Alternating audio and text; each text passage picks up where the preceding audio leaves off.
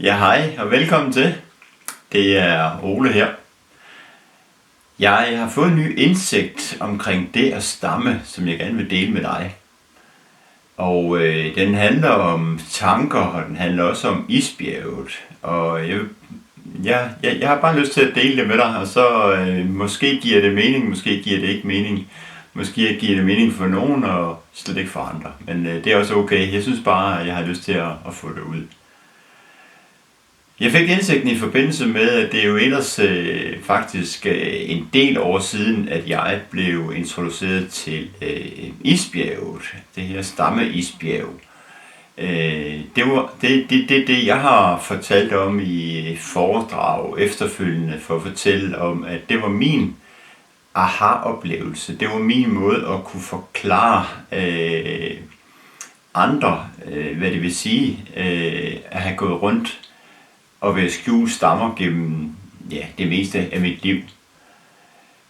Så det kunne forklare det for andre, men nok også få en forståelse for mig selv, hvad det her og stamme det handlede om. Og inden jeg jo gik i gang med at få hjælp til min stamme, inden jeg mødte min dygtige talepædagog Henrik, der gik jeg jo med utrolig mange tanker omkring hvad andre nu tænkte om mig, når jeg stammede. Men også de her tanker, som der handlede om selvværd. Kunne jeg være en god far? God ægtemand? God nok til det her job? Alle mulige tanker, der handlede om jeg kunne det, når jeg nu stammede. Og har udsendt uden tvivl noget usikkerhed omkring mig selv, troen på mig selv. Så det var i hvert fald nogle tanker, og da jeg så blev præsenteret for isbjerget og kunne få den forståelse af, hvordan det var bygget op, og mange af de her tanker, de netop, som jeg lige har været inde på, de var skjult under isbjerget, så gav det den her aha-oplevelse for mig dengang. Og jeg handlede også rigtig meget på det, fordi jeg skyndte mig ud og fortalte andre om isbjerget, fortalte hvordan jeg havde det, søgte ligesom efter noget anerkendelse, at de skulle kunne forstå mig.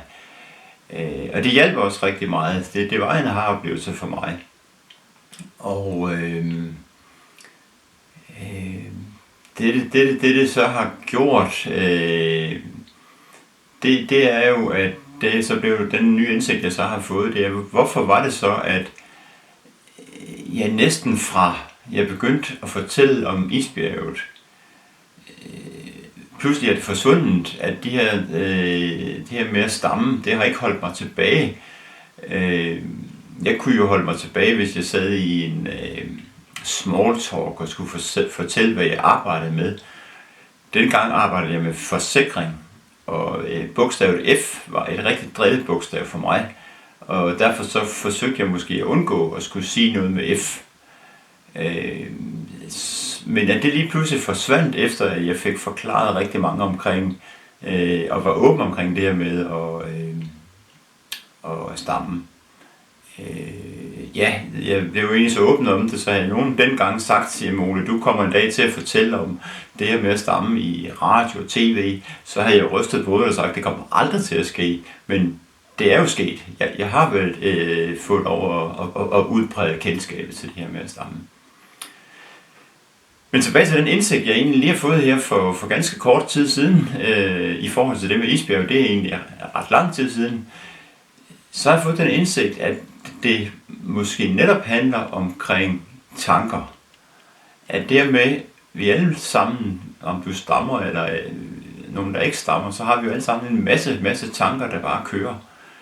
Og alle de her tanker, jeg har haft, inden jeg skulle møde op hos en talepædagog, og tanker om de her ting, jeg var sikker på, at jeg ikke kunne, eller være god nok til, fordi jeg stammede. Jamen de tanker, de forsvandt jo, da jeg pludselig var åben om det, og skulle ikke gå og skjule, at jeg stammede. Men jeg var åben om det. Folk vidste nu, at jeg Ole, der var far, der var sælger og ægtemand, og hvad jeg nu ellers var. Og så var jeg også Ole, der stammede. Så det er den indsigt, det er gået op for mig nu, det er, at jeg tror, det har handlet rigtig meget omkring de her tanker. At når jeg lige pludselig ikke gav de her tanker plads længere, så har stammen også kommet til at fylde meget, meget mindre. Så det var egentlig det, jeg lige havde lyst til at dele med dig som sådan en ny indsigt. Og jeg har da lyst til at spørge dig derude, har du lyst til at dele dine aha-oplevelser omkring det at stamme? Hvad gjorde forskel for dig?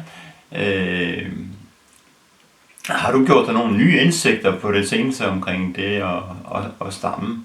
Så del dem i en kommentar, eller gå ind på min hjemmeside, der hedder olekring.dk, og send mig en hilsen den. Jeg har også ønsket om at lave et foredrag, første omgang online, hvor vi kunne dele nogle af de her, jeg vil dele nogle af de her oplevelser, gå lidt mere i dybden, og så også eventuelt spørge til jer, der så er med på foredraget, bede om, at I deler jeres oplevelser.